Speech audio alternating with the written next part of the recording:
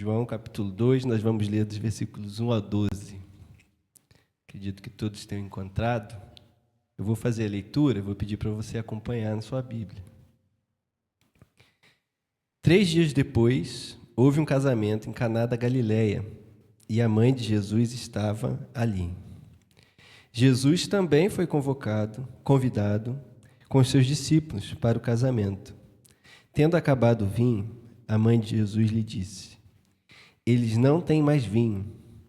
Mas Jesus respondeu: por que a senhora está me dizendo isso? Ainda não é chegada a minha hora. Então ela falou aos serventes: façam tudo o que ele disser. Estavam ali 6 potes de pedra que os judeus usavam para as purificações, e cada um cabiam cerca de 100 litros. Jesus lhes disse: encham de água esses potes. E eles os encheram totalmente. Então lhes disse: agora tirem um pouco e levem ao responsável pela festa. Eles o fizeram. Quando o responsável pela festa provou a água transformada em vinho, ele não sabia de onde tinha vindo, por mais que os serventes que haviam tirado a água soubessem. Chamou o noivo e lhe disse: todos costumam servir primeiro o vinho bom, e quando já beberam muito, servem o vinho inferior. Você, porém, guardou o melhor vinho até agora. Assim, em Caná da Galileia, Jesus deu início a seus sinais. Ele manifestou a sua glória e os seus discípulos creram nele. Depois disso, ele foi a Cafarnaum com a sua mãe, seus irmãos e discípulos, e ficaram ali, não muitos dias. Vamos orar? Senhor amado, nós te louvamos, Senhor, por essa palavra. Te louvamos, Senhor, pela oportunidade de meditarmos nela nessa hora, Pai. Pedimos ao Senhor, em nome de Jesus, que o Teu Espírito Santo nos conduza, Senhor, nessa reflexão e que nos ajude, Pai, a sermos terra fértil para a Tua palavra. Essa é a nossa oração. Ajuda-nos a não nos distrair, a não nos perder, mas a guardar, Senhor, essa palavra no nosso coração. Em nome do Senhor eu oro e agradeço, Pai. Amém. Amém.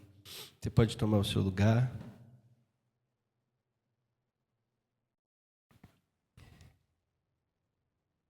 Essa é uma passagem que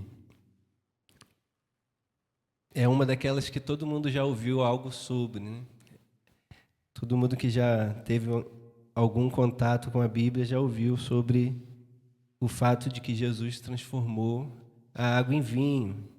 Existe até uma expressão popular, né? Vocês conseguem lembrar? Um ditado popular. Quando uma pessoa muda muito, mudou da água para o vinho, né? Quer dizer que mudou de forma milagrosa, comparada a um milagre, né? Nunca vimos a água mudar do vinho, a água mudar para vinho, senão aqui, nessa passagem. Então, essa é uma passagem que talvez seja familiar para alguns de nós, mas eu gostaria de olhar para ela com os irmãos, né, à luz aqui do que nós temos estudado, né? Talvez alguns irmãos aí saibam que nós estivemos fora, estudando o Evangelho de João, estudando algumas passagens de João com os pastores, com alguns irmãos. E eu quero compartilhar com vocês um pouco dessa passagem de João, capítulo 2, onde Jesus ele realiza o seu primeiro sinal. A primeira coisa que é interessante de a gente notar é que essa passagem só está aqui em João. Os outros evangelhos não trazem essa passagem. Se você for olhar nos outros evangelhos, o primeiro sinal que Jesus faz não é esse. Então, João ele quis trazer para a sua colagem da história de Jesus esse sinal como sendo um sinal que inaugura o ministério de Jesus como o Messias. E a passagem começa dizendo que 3 dias depois houve um casamento. São 3 dias depois de algo, né? Os eventos narrados antes desse casamento é o batismo de Jesus por João Batista, a descida do Espírito Santo sobre Jesus e o reconhecimento de João Batista de que ele era, de fato, o Cordeiro de Deus. Se você voltar um pouquinho no versículo 32, João Batista dá o testemunho dele, do capítulo 1, 32 do capítulo 1. Vi o Espírito descer do céu como pombo e pousar sobre ele. Eu não o conhecia. Aquele, porém, que me enviou a batizar com água, me disse: aquele sobre quem você vir descer e pousar o Espírito, esse é o que batiza com o Espírito Santo. Pois eu mesmo vi e dou testemunho de que ele é o Filho de Deus. João está dizendo aqui que, apesar de anunciar o Messias, anunciar o Cordeiro de Deus, ele mesmo não o conhecia. Ele tinha ainda também a expectativa da sua revelação. E ele vai dizer, né, alguns versículos antes, volta mais um pouquinho, que ele não é o Messias. No 23, eu sou a voz do que clama no deserto, endireitem o caminho do Senhor, como diz o profeta Isaías. E vão perguntar no 25, por que você batiza se não é o Cristo? Nem Elias, nem o profeta? E João respondeu, eu batizo com água, mas no meio de vocês está alguém que vocês não conhecem. Ele vem depois de mim e eu não sou digno de desamarrar as correias das suas sandálias. João Batista está dizendo, tem alguém no meio de vocês que vocês não conhecem. Mas ele também não conhecia. E esse que ele não conhece, mas que ele sabia que estava para vir, se revela, e há uma grande revelação. Ele anuncia para os seus discípulos, o Cordeiro chegou, eis o Cordeiro, alá o Cordeiro, está vendo o Cordeiro, segue o Cordeiro. João era repetitivo, eis o Cordeiro de Deus, era a sua mensagem, o seu trabalho era apontar para esse Cordeiro, e Jesus ali chama os seus primeiros discípulos, mediante essa revelação. Primeiros discípulos de Jesus vão se juntar a ele, primeiro André vai chamar o seu irmão, Jesus vai fazê-los discípulos, em seguida nós vamos ter o chamado de Filipe, e depois Natanael. E essas pessoas, né, esses primeiros discípulos, não sabemos se há outros aqui, mas João ressalta esses 4, e esses discípulos estão aqui no casamento. 3 dias depois deles se juntarem com Jesus, 3 dias depois de Jesus prometer-lhes, no versículo 51 do capítulo 1, em verdade lhes digo que vocês verão o céu aberto e os anjos de Deus subindo e descendo sobre o Filho do Homem. 3 dias depois desse início de caminhada com o Mestre, 3 dias depois dessa promessa de verem anjos subindo e descendo sobre o Filho do Homem, 3 dias depois desse primeiro contato com o Cordeiro anunciado por João Batista, 3 dias depois do Espírito Santo descer sobre Jesus. Claro que não são 3 dias depois de tudo isso, né? Assim, alguns eventos são 4 dias, alguns eventos são 5 dias, mas tem uma semana aqui. Amém? Entendeu comigo? Então, estamos perto. São coisas que aconteceram perto uma da outra. E aí Jesus está em casa, está perto de casa. Porque nós vamos ver que quem está no casamento? A mãe de Jesus, versículo 1, capítulo 2. 3 dias depois, houve um casamento em Caná da Galileia, de onde a mãe de Jesus estava. Então, parece que a mãe de Jesus é a convidada principal, né? A mãe de Jesus estava ali. Ponto. E quem estava ali também? Jesus. Jesus, versículo 2, também foi convidado com seus discípulos para o casamento. Jesus está lá no casamento com seus discípulos. Parece um rolê aleatório, né? Posso falar essa gíria aqui que hoje é com nós, né? Hoje está com nós. Então, vocês que não entendem aí, né? Eu só não consigo ir na parte do farmar aura. Eu estava até pesquisando ontem para poder entender. Que tem um negócio de farmar aura, campeonato de farmar aura. Eu fiquei, gente, que loucura é essa? O povo balançando a mão assim. Mas rolê aleatório todo mundo entende, né? Parece um evento que não tem a ver, né? Não é espiritual. Jesus num casamento com seus discípulos. Acabou de descer o Espírito Santo sobre Jesus. Jesus acabou de prometer que eles vão ver os céus abertos e os anjos de Deus descendo sobre o Filho do Homem. Jesus devia estar no templo, na sinagoga, em cima de algum monte, não sei. Essa é a expectativa que gera quando nós lemos que nós vamos ver anjos descendo. Jesus devia estar no monte orando, eles deviam estar fazendo algum jejum. Não, Jesus está numa festa com os seus discípulos. Por que ele não está fazendo o seu ministério? Por que ele não está pregando? Por que ele não saiu e foi para Jerusalém para inaugurar o reino de Deus? Talvez essas perguntas pairassem na cabeça dos seus discípulos. Mas o fato é que ele foi convidado. E os seus discípulos também foram para o casamento. E nesse casamento, João vai apresentar para nós a situação crítica. Versículo 3. Tendo acabado o vinho.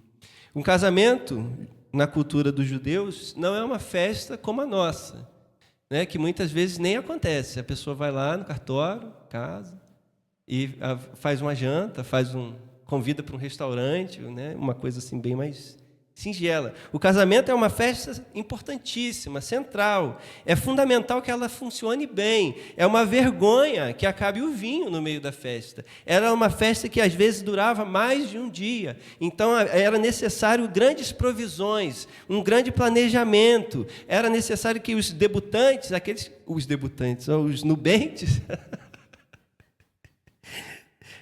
os nubentes tivessem recursos, que as famílias se envolvessem, a comunidade era envolvida, para que todos testemunhassem. Não havia o cartório. Que todos testemunhassem que estava sendo celebrada a união daqueles dois noivos. Mas, surpreendentemente, nesse casamento, onde Jesus, a princípio, não é o convidado principal, ele é o filho da mãe dele, né? A mãe de Jesus estava no casamento. E Jesus foi convidado. O vinho acaba. E aí... Viu? Desculpa. Eles não têm mais vinho.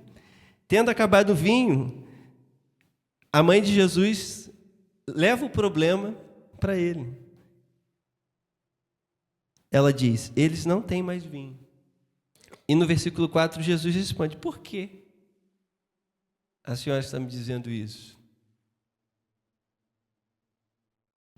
Ainda não é chegada a minha hora.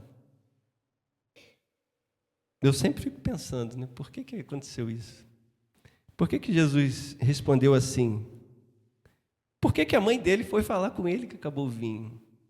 Por que não acabou o vinho? Por que não acabou o vinho? Eles ficaram, acabou o vinho. Que vergonha, né?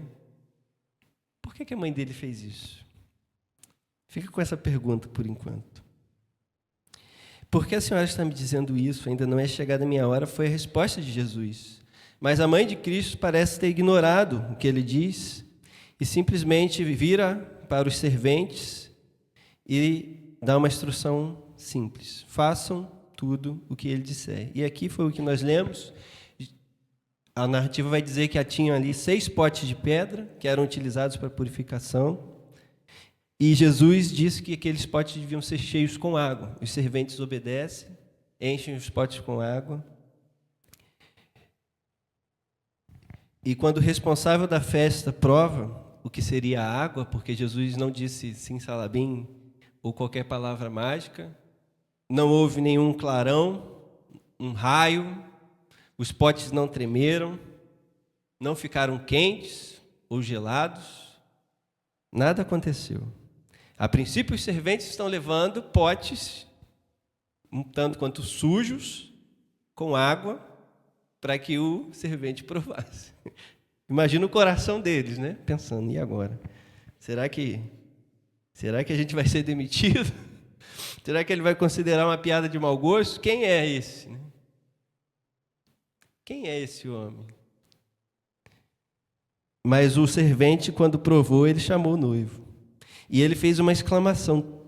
Ele chama a atenção para o seguinte: é normal, no final da festa, então isso indica que nós estamos no final da festa, que se sirva um vinho pior, um vinho inferior, porque o pessoal já está amanguaçado, já está chapado, já está doido. E aí eles vão servir um vinho que... aquele da garrafa de 5 litros, né, que é corante puro. Eu já fui na fábrica daquele vinho. É uma loucura. Ela é em Minas. Eu esqueci o nome daquilo. Alguém sabe o nome daquilo? Sabe? É alguma coisa de boi? Sangue de boi. Então, aquilo é ruim. É assim, eu nunca bebi, né? Mas dizem que não tem qualidade nenhuma.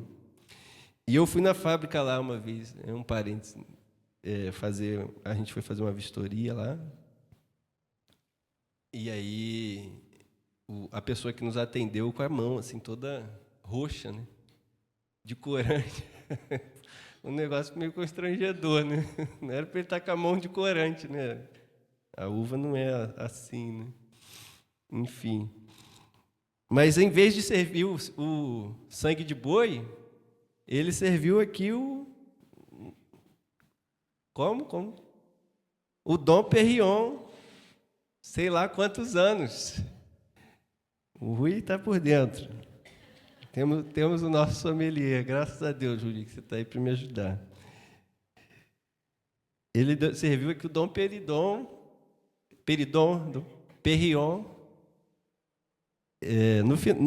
no final. E o servente fica surpreso. Não é normal isso. Quando já beberam muito, servem um vinho inferior. Você, porém, guardou o melhor vinho para agora. E o versículo 11, ele encerra a história assim. Assim, em Caná da Galiléia, Jesus deu início aos seus sinais. Ele manifestou a sua glória e os seus discípulos creram nele. Jesus começa dizendo que não é chegada a minha hora. A hora de Jesus seria o momento da sua crucificação. João, ele mostra isso em várias passagens, mas eu quero que você olhe, por favor, no capítulo 12.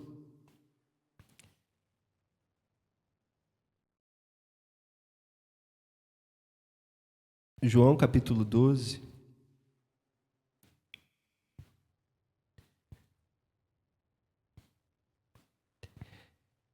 Versículo 20. Nós vamos ler até o 26. Ora, entre os que foram adorar durante a festa, havia alguns gregos.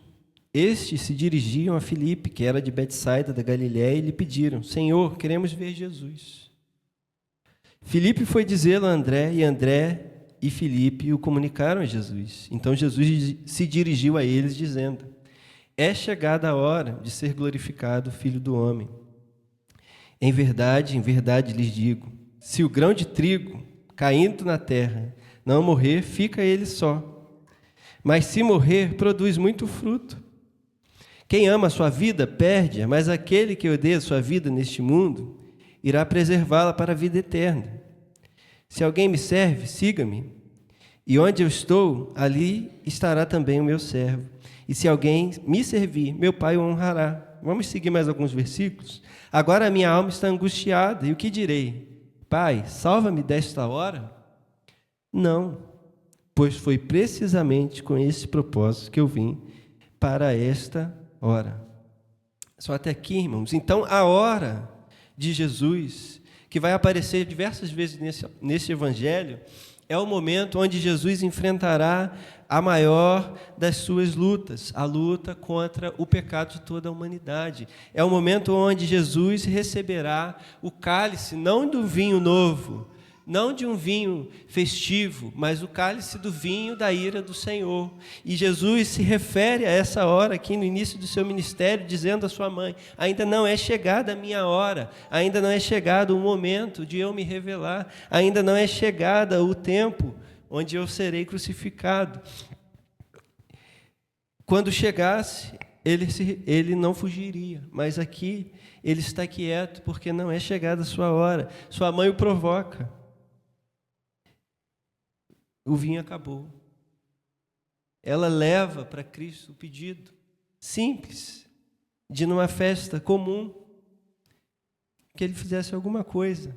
Nós sabemos que Maria reconhecia nos sinais que aconteceram na vida de Jesus, através dos outros evangelhos, que ele era de Deus, que ele era o Filho de Deus. Ela vai observando à medida que as profecias vão se desenrolando, vão se cumprindo, e ela vai guardando aquelas coisas no coração. Maria sabia que Jesus podia fazer algo. Talvez ela não compreendesse bem as nuances, qual era o momento correto, se Jesus estava ali para aquilo, não sabemos. Mas o fato é que Maria leva para aquele que estava ali e podia fazer algo, uma petição. O vinho acabou, eles não têm mais vinho. A festa vai acabar. Eles vão passar vergonha. É difícil dizer qual é o peso desse pedido de Maria. Será que ela compreendia a dimensão do ato que estava para ser realizado ali? Será que ela compreendia que aquele era o primeiro sinal do ministério messiânico? Será que ela compreendia? Sinceramente, irmãos, eu não consegui encontrar essa resposta. Mas eu vejo que alguém que conhecia um pouco a respeito daquilo que Cristo era, não hesitou em carregar para ele aquilo que gerava aflição para ela. Então, talvez essa seja uma lição, não a principal, mas uma lição para nós. Nem sempre nós sabemos tudo a respeito da vontade de Deus, nem sempre sabemos tudo a respeito daquilo que Deus está planejando. Nós somos uma igreja reformada, nós cremos na soberania de Deus, nós cremos que não cai uma folha sequer sem que Deus possa dizer caia. Nós cremos que nenhum grão de areia está fora do controle do Senhor. Nós cremos que não damos nenhum passo que o surpreenda. Nós cremos que Deus não foi pego de surpresa quando Adão pecou, quando Eva pecou. Nós cremos que Jesus não é o plano B de Deus para consertar o pecado. Nós cremos que desde o princípio Deus sempre planejou, como as Escrituras ensinam, que o pecado entraria e que por meio do pecado Deus glorificaria o seu nome ao salvar um povo para si, porque Apocalipse diz que Jesus é o Cordeiro de Deus que foi imolado antes da fundação do mundo. Nós não compreendemos esse mistério, mas nós o afirmamos e morremos por ele. O Senhor não é pego de surpresa. Ele sabe o que eu vou fazer amanhã, Ele sabe o que eu vou fazer ano que vem, Ele sabe se eu vou estar aqui, se eu vou estar ali. Ele sabe os meus pensamentos, o Senhor é soberano, não temos dúvida disso. Mas muitas vezes ficamos paralisados. Se Deus sabe todas as coisas, por que vamos orar? Se Deus sabe todas as coisas, por que eu vou pedir? Por que eu vou pedir por cura, se Ele que me deu a doença?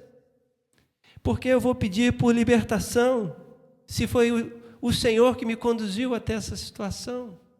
E nós ficamos perdidos, confundidos com essas perguntas filosóficas, porque às vezes a mente vai confundindo, a gente vai meditando e não consegue equilibrar aquilo que a Bíblia nunca colocou em conflito.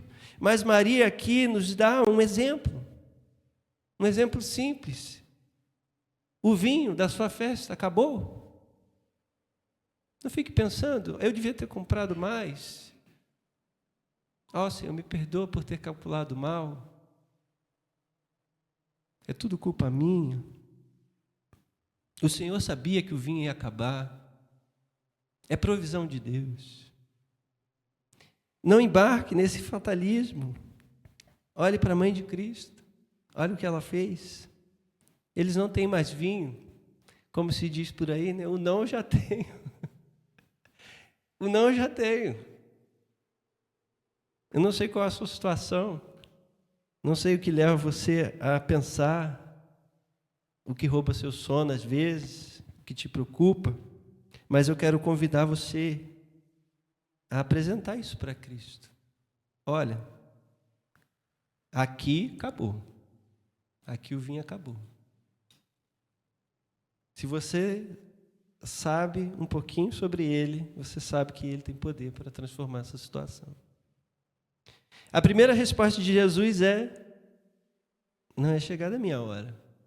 Isso lembra aquele diálogo com a mulher cirofenícia, onde a primeira resposta de Jesus é negativa. Mas a mãe do Senhor não se intimidou, ela simplesmente virou para os serventes e disse: pode fazer o que ele falar. Façam tudo o que ele disser. E aqui nós vamos prosseguir. Em seguida, Jesus, então, assume a dianteira da situação, não se nega a atender o pedido de sua mãe, mas se coloca ali e resolve inaugurar a sua jornada na terra como Messias, o seu primeiro sinal, a sua primeira revelação. A sua hora ainda não havia chegado, mas ali começa a sua caminhada em direção a ela. A partir daqui, Jesus irá fazer tudo em direção à cruz, tudo, cada passo, cada palavra, cada discurso, cada sinal, o conduzirá para a ira dos seus algozes e para a nossa salvação. Jesus aqui inaugura. João vai dizer que esse é o primeiro sinal, mas Jesus não está fazendo isso pelo casamento.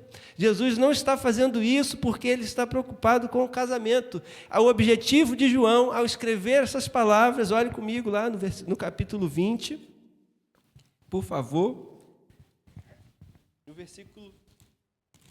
O versículo 34,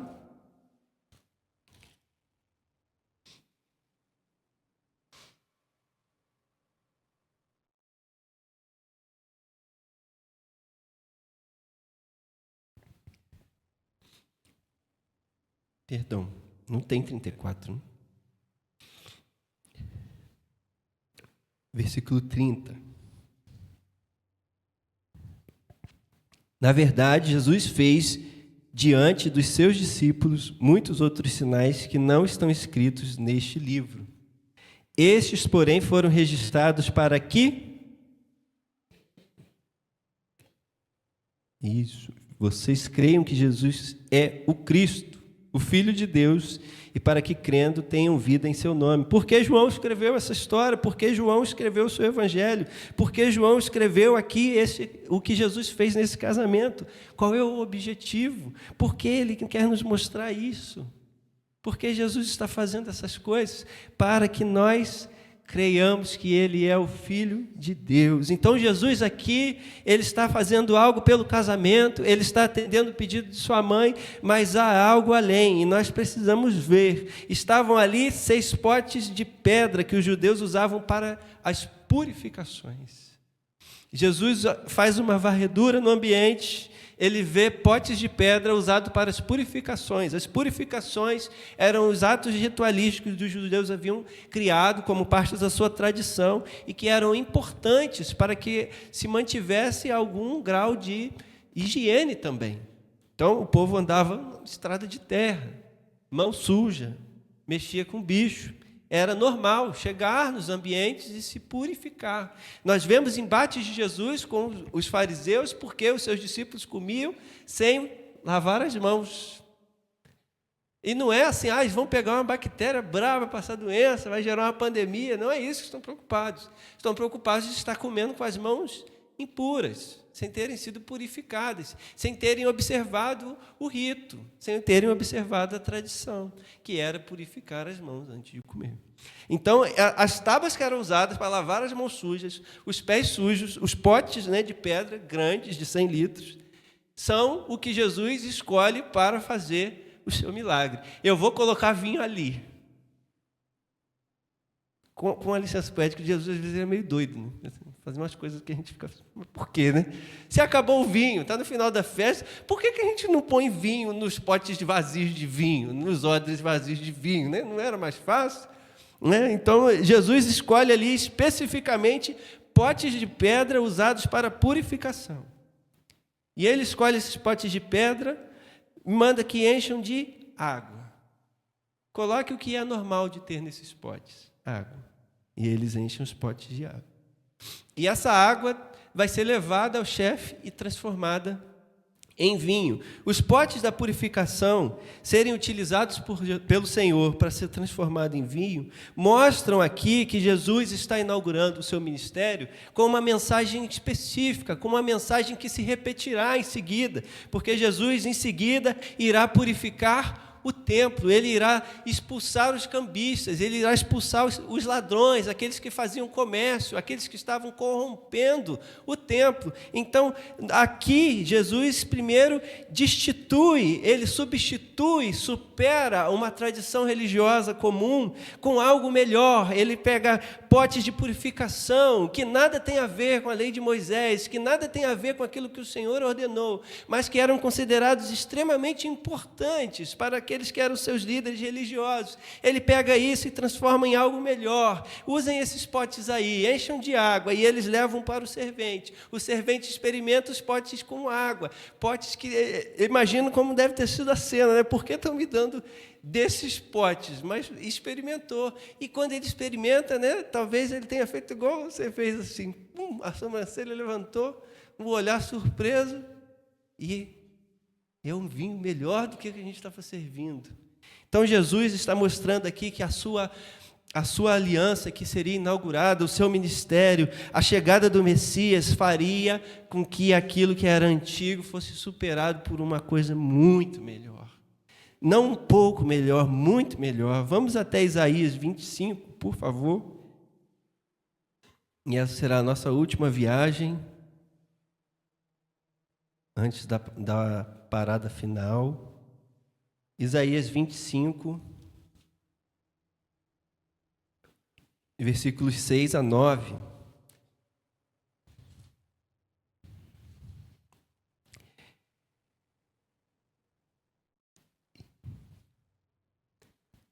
O Senhor dos Exércitos dará neste monte um banquete para todos os povos.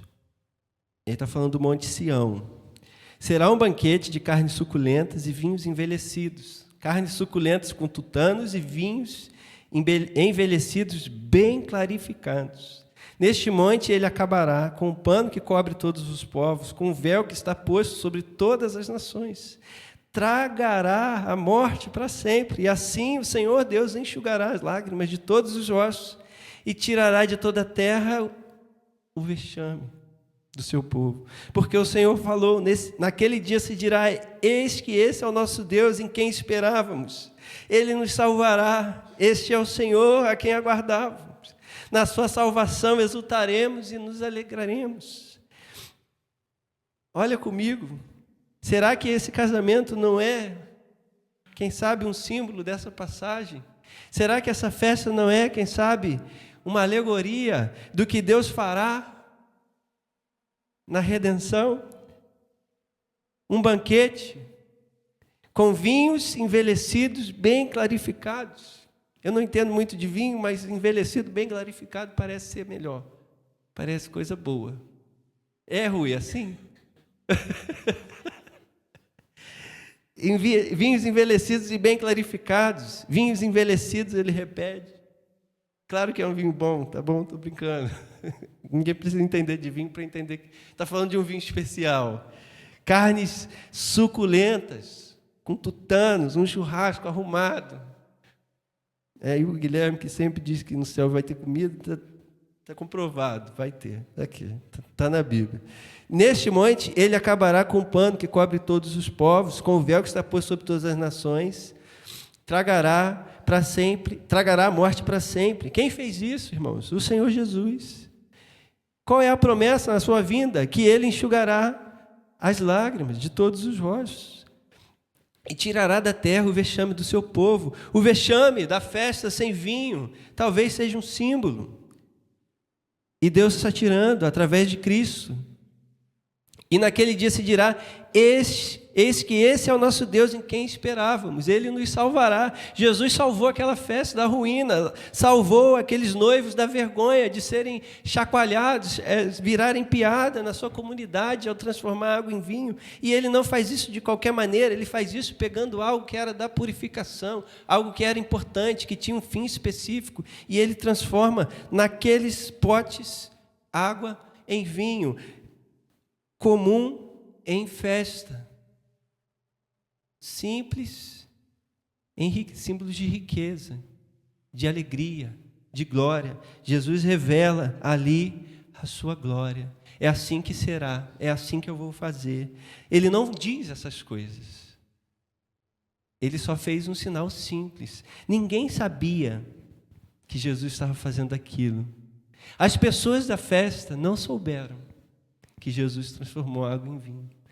Não foi anunciado: acabou o vinho. É na cozinha, é nos bastidores. A mãe de Jesus sabia. Talvez ela seja uma convidada importante. Os serventes obedeceram à mãe dele. Então ela é uma convidada importante. Mas na cozinha, ali, escondido, antes do problema se tornar público, Jesus transforma a água em vinho. E os serventes sabem o que ele fez. Eles percebem. Talvez quando o responsável pela festa toma o vinho e a sobrancelha dele levanta, é vinho. E do bom. Os serventes devem ter feito: graças a Deus. Não é água suja. Mas pouca gente ficou sabendo. Pouca gente percebeu. Mas um grupo específico percebeu. Quem Jesus queria que soubesse, soube. Veja o versículo 11. Assim, em Caná da Galileia, Jesus deu início aos seus sinais. E o que ele fez? Ele manifestou a sua glória. E os seus discípulos creram nele. André, Simão, Filipe, Natanael. É para esses que Jesus olhou, enquanto o servente tomava o vinho transformado, enquanto o responsável pela festa provava o vinho transformado, levantava o seu olhar e exclamava: é vinho do bom. Enquanto os serventes secavam o suor da sua testa, enquanto a mãe de Jesus, quem sabe, falava: viu, falei que ele resolvia. Jesus está olhando para os seus discípulos. E os seus discípulos estão olhando para ele. Não houve explicação. Não houve espetáculo. Mas eles viram a glória do Senhor. Porque o seu olhar estava voltado para ele. Eles não eram convidados da festa. Eles eram os discípulos do convidado. Eles estavam ali deslocados. Jesus era o convidado. Maria era a convidada. Eles estão com Cristo. Estão perto dele. Estão observando. Quem sabe questionando. Água. No pote da purificação. Será que a gente seguiu o Cordeiro de Deus certo? Será que é ele? O que será que ele está fazendo? Mas Jesus manifestou a sua glória e os seus discípulos creram nele. Creram nele. E nós, irmãos, e nós? A primeira coisa é que para que nós vejamos o que Jesus está fazendo, é primordial que nós tenhamos o encontrado. Então aqui eu quero deixar a minha primeira aplicação para você. Eu não sei se você já encontrou o Cordeiro de Deus que tira o pecado do mundo. Se você ainda não encontrou, eu quero aqui fazer o papel de João Batista. Eis o Cordeiro de Deus que tira o pecado do mundo.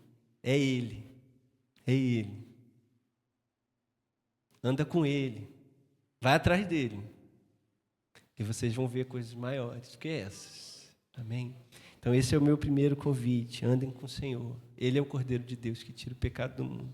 E uma vez tendo reconhecido o Cordeiro de Deus, é muito importante que a gente esteja no rolê com Ele. Porque não adianta reconhecer, o Cordeiro de Deus que tira o pecado do mundo está ali. Vai no casamento, vocês vão? Não vou não. Eu sou espiritual demais para ir no casamento. Eu estava atrás do Cordeiro de Deus que tira o pecado do mundo, agora eu vou em casamento. Meu negócio é aqui, fazer as coisas espirituais. Se ele vai no casamento, não deve ser o Cordeiro de Deus. Esse pensamento não faria com que os discípulos vissem a glória de Deus. Então, uma vez que reconhecemos o Cordeiro de Deus, o segundo passo que Deus nos chama a dar é andar com o Cordeiro de Deus. Andando com o Cordeiro de Deus, vem o terceiro momento dessa jornada, que é a manifestação da sua glória. Eu quero ver a glória do Senhor. Eu quero ver a glória de Jesus. Nós precisamos ver a glória de Jesus. Não uma vez, mas vez após vez. Como ele mesmo disse, que assim como a serpente tinha sido levantada no deserto, ele seria levantado para que todo aquele que olhasse para ele fosse curado, fosse salvo. A serpente não foi levantada para que eles olhassem apenas uma vez, mas toda vez que eles fossem picados era para voltar na serpente.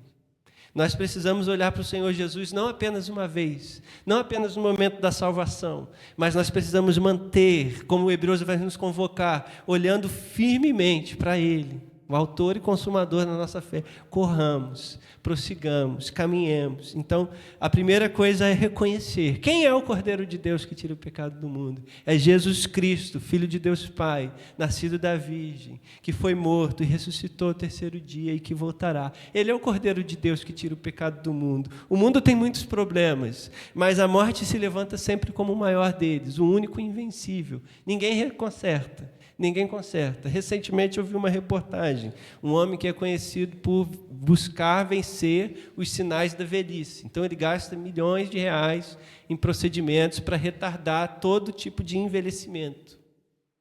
E ele parece realmente muito jovem. Só que recentemente ele descobriu que ele tem uma doença autoimune. Que ironia. E isso mostra que não importa quanto poder nós tenhamos, o script não é nosso. A nossa finitude nos encontrará.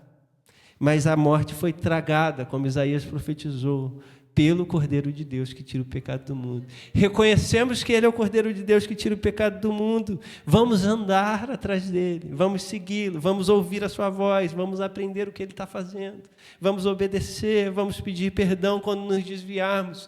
E à medida que nós nos posicionarmos, nos colocarmos no caminho dEle, andarmos com Ele, Ele promete nos mostrar a sua glória. E na medida que Cristo nos mostra a sua glória pela revelação do Espírito Santo, é aí, nesse momento, que a fé nasce, é nesse momento que a fé que está cambaleando é nutrida, é vivificada, e nós somos renovados, empoderados, capacitados e enviados por Ele para fazer aquilo que Ele quer de nós. Então, essa é a mensagem que eu vejo aqui nesse capítulo 2 de João. Jesus manifestou a sua glória, os seus discípulos creram nele. Eu quero ser um discípulo nele, eu quero crer nele, por isso eu preciso ver a sua glória. Amém? É essa palavra que eu queria compartilhar com os irmãos. Eu agradeço o convite. E Jesus não estava num rolê aleatório. Amém? Jesus tinha um propósito, como sempre tem.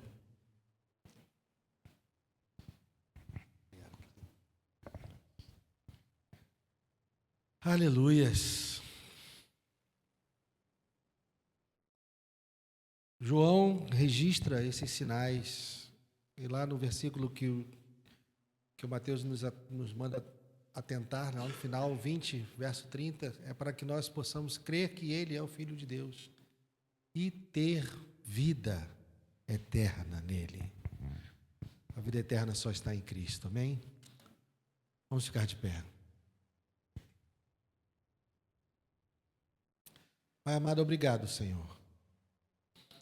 Obrigado pela Tua palavra, obrigado por Jesus, obrigado, Senhor, pelos sinais que Ele registrou para nós, obrigado pela obra da cruz que foi consumada e a morte foi tragada e derrotada, e nós temos certeza que estamos caminhando para o Teu reino, Senhor. Já fazemos parte dele e vivemos nesse mundo como cidadãos do Teu reino, mas estamos caminhando para a consumação de todas as coisas, onde não haverá mais lágrimas, porque o Teu servo, o Teu Filho, veio para enxugar toda lágrima. Muito obrigado por isso, Senhor. Nós Te louvamos, nós Te bendizemos. O Senhor é maravilhoso. Que o Senhor possa gravar essa palavra no nosso coração. Que o Senhor possa nos permitir, ao longo da semana, que o Teu Espírito nos lembre dessa festa, desse sinal, do Teu Filho inaugurando o Seu reino, para que nós pudéssemos crer nele. Muito obrigado, Deus. Te louvamos, Te bendizemos, em nome de Jesus. Amém. Eu pedi